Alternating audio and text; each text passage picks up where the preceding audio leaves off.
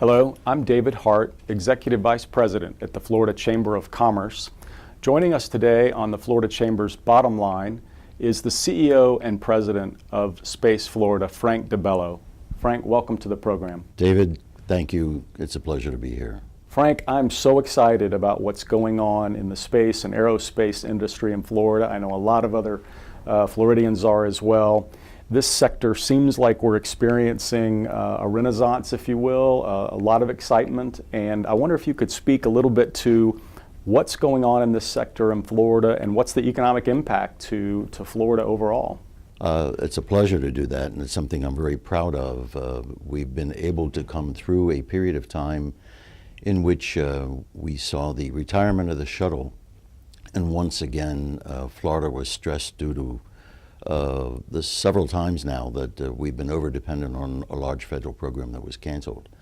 As a result of that, we set a strategy to diversify the state and to build the supply chain underneath it, so that today we've come from an era where we used to just launch things primarily from Florida to a point where we are now building some of the rockets that we launch.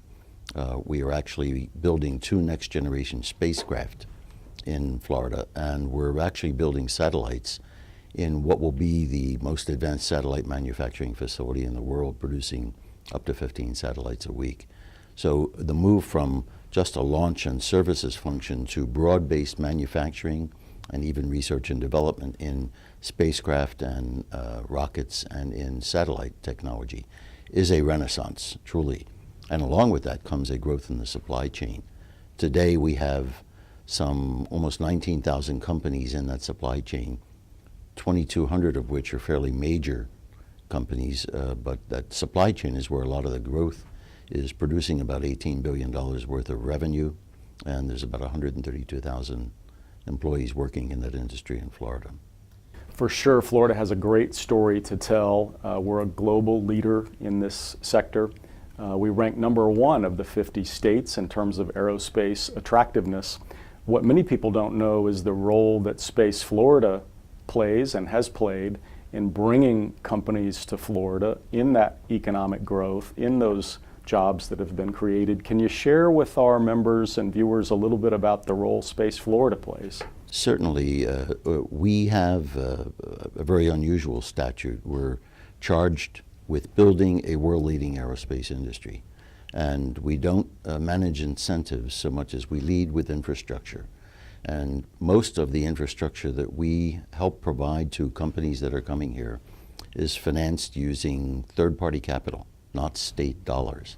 But it's the various structures that we use because we're formed as a for-profit public corporation, but also given independent special district status, which gives us a lot of financing tools that really enable us to provide infrastructure for new companies in a way that's very advantageous to the way that they manage themselves. Today we financed close to $2 billion worth of infrastructure for aerospace companies from other states that seek to locate here or expand here. And that ease of getting into infrastructure is what enables us to be attractive to them relative to the move. But I have to credit the legislature and the governor's office for helping to create what I call a total ecosystem of regulatory and an easier permitting environment to operate in, a low tax structure, helping build a workforce and a supply chain that is basically becoming second to none. And that adds to the attractiveness, which is why we were able to maintain that #1 rating. Frank, Florida has such a rich history of leadership in space, and it's important to all of us that we make sure Florida has just as rich and bright of a future in space. What advice would you give to the broader business community in Florida and citizens of Florida and elected officials? What are the steps we need to take to maintain and even enhance that leadership role for our state to be in space? Well, I think to continue to work on what I call that total ecosystem, but in particular 2 elements of it. One of them, which is the Achilles heel that every state has and probably many industries have, but that's the talent supply chain. We graduate a fairly significant number of engineers, but we don't keep them in Florida. So we need to create a greater intimacy between the industries that we have, particularly space and aerospace, that intimacy with the educational institutions, so that on a more discrete level, they're producing in their degree programs the talent pool that the industry needs. The second thing, part of that, is to really work with the elementary and secondary schools and actually give them career insight earlier and hands-on training experience, not just in degree programs, but on all the vocational skills that are associated with advanced manufacturing, cybersecurity design, gaming, and things that relate to youth that aren't necessarily tied to a degree program. And the focus on those two areas is going to be very, very important.